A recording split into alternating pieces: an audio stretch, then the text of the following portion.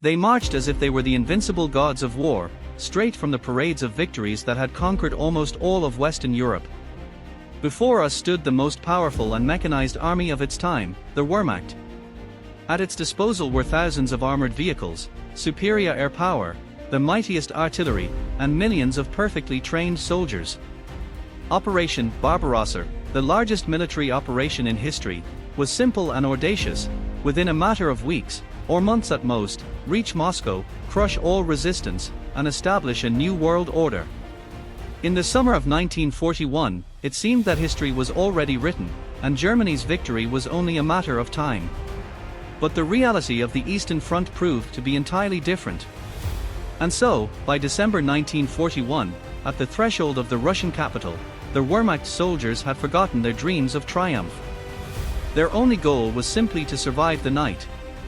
Something unimaginable was unfolding on the Eastern Front, something that would go down in history as their battle against nature. The bodies of German soldiers froze rigid in sitting or half-standing positions right in the trenches, turning into chilling ice statues.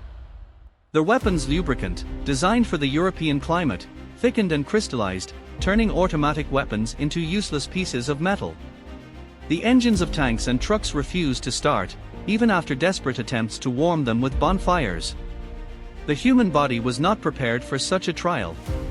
But was the army itself prepared? In the view of the German High Command, the campaign was supposed to be over before the cold set in.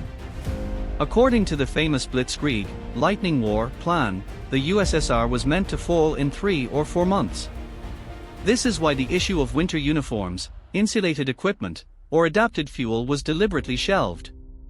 The order for the mass purchase of winter clothing was only issued in September 1941, when it became evident that the Blitzkrieg had failed. But it was already too late. Trains carrying warm clothes did not manage to reach the freezing front lines over the broken and icy roads. They were learning what a real Russian winter was like right in battle.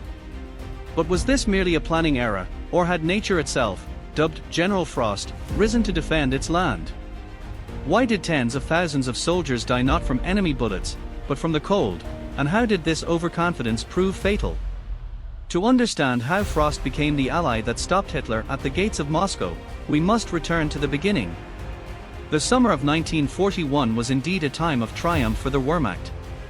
Operation Barbarossa began on June 22. 3 army groups, North, Center, and South, were rapidly pushing deep into the USSR.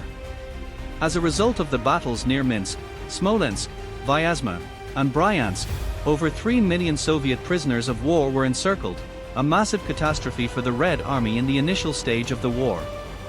The mood among German officers and generals was almost euphoric. Adolf Hitler confidently declared that the campaign will be short. Wehrmacht headquarters seriously discussed how they would celebrate the new year in the Metropole Hotel in Moscow. The troops invaded in summer uniforms, using equipment designed for a European climate, without fuel reserves, and without adapted lubricants. But despite the impressive successes, the swift capture of Moscow failed. By September, the pace of the advance began to slow down due to fierce Soviet resistance and strategic miscalculations. Then, in October, the front suddenly stalled. The ground beneath their feet turned into a viscous, sticky quagmire.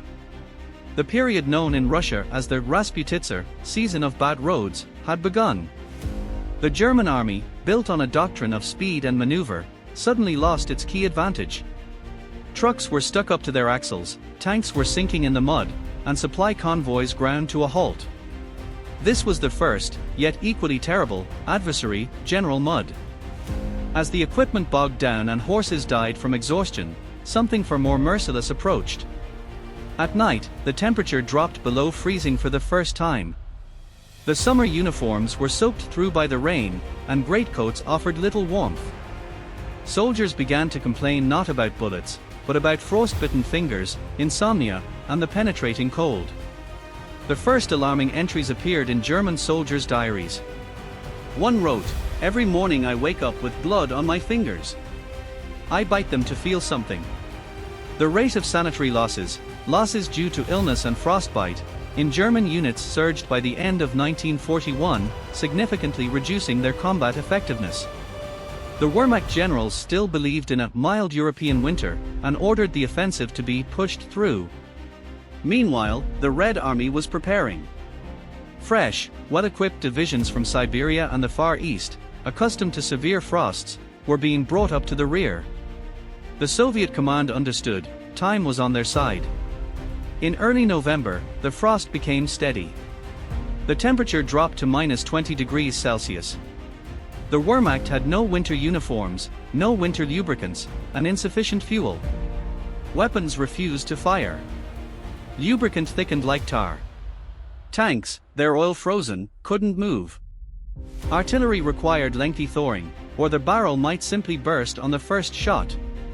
Colonel General Heinz Guderian, commander of the 2nd Panzer Army, wrote, "The supply crisis, aggravated by the lack of winter clothing, became a catastrophe for us. Our frostbite losses were horrifying, they surpassed the losses from enemy fire." The army's morale collapsed. Letters home conveyed sheer terror. "This is not war, this is some other kind of death. We are not fighting, we are just surviving." Soldiers lost feeling in their limbs, amputations became common. The worst came in December 1941.